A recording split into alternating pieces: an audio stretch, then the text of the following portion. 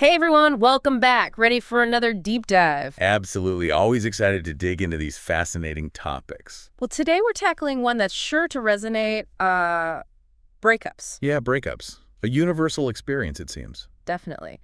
And we're approaching this with a Stoic lens, using a Stoic journal, YouTube video transcript, and some Stanford Encyclopedia of Philosophy excerpts on Stoicism. Seemed like someone out there is looking for some ancient wisdom to mend a broken heart.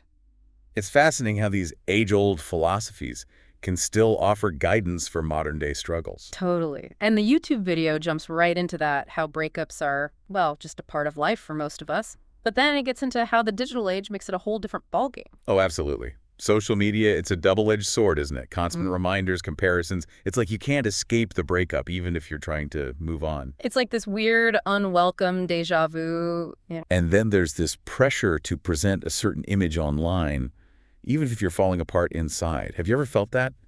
Feeling like you have to look fine on social media after a breakup. Oh, totally. I think we've all been there. Right. It's this weird dissonance between what we're feeling and what we feel we need to project. And that's where the Stoic idea of controlling it becomes so key, right? Exactly. We can't erase the past, can't control what pops up on our feeds, but we can decide how we react to it. yes, it's about choosing what influences our well-being.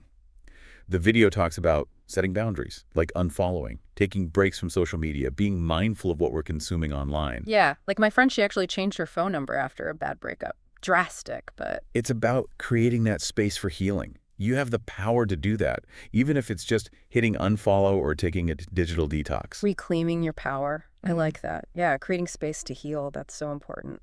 And, speaking of healing, the YouTube video talks about how breakups, they're not just an emotional thing. It's like they can physically hurt, too. It's wild, right? Like science is finally catching up to what we've always kind of known deep down. Totally. This study they talk about, it shows just how deeply breakups can get us, like on a physical level. Yeah. They said men and women, we experience it differently, too. Yeah, the video mentioned women.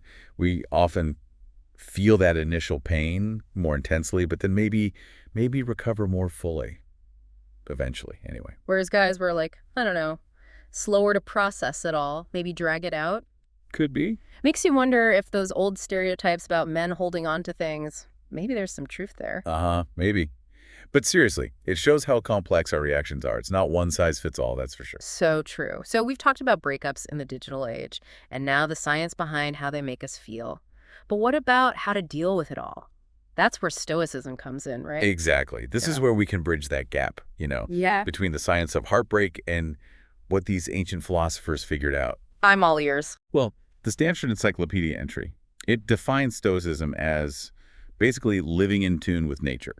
Like understanding there's a rational order to the universe, and we try to, align ourselves with that. Okay, deep stuff. Yeah. But how do you actually use that for something as messy as a breakup? That's the thing about Stoicism. Yeah. It's surprisingly relevant. Like both sources mention facing reality as a key concept. Facing reality. So, like, no more denial. Not exactly. It's not about ignoring how awful you feel, more like acknowledging the emotions without letting them totally consume you. It's like that analogy in the video about holding a beach ball underwater. Oh, yeah. You push it down, but it just pops back up somewhere else. Our feelings after a breakup, they can be like that too, right? Exactly. The Stoics, they knew you can't just run from your emotions. It's about, like, turning toward them, trying to really understand them so you can actually move on.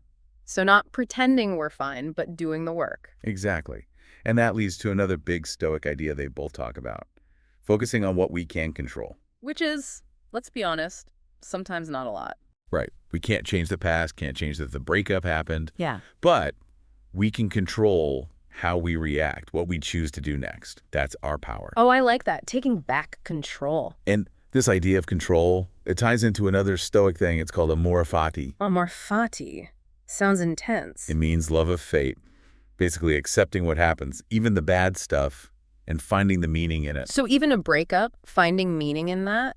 It's not about, like, pretending to like it, more about accepting it as part of your story, you know, and using it to move forward. Wow. I love how these old philosophies have such a different take on heartbreak. Right. It's timeless wisdom. And speaking of timeless, the YouTube video, they make a good point that healing, it's not a race. Totally. We all process things so differently. Exactly. And that's where the Stoic focus on what's going on inside us is so important. It's not about looking fine for other people. It's about the work we're doing on ourselves to heal and grow. It's your own journey, no comparisons. Exactly. And that can be different for everyone. That reminds me, they also talked about how even painful experiences have value. Oh, yes.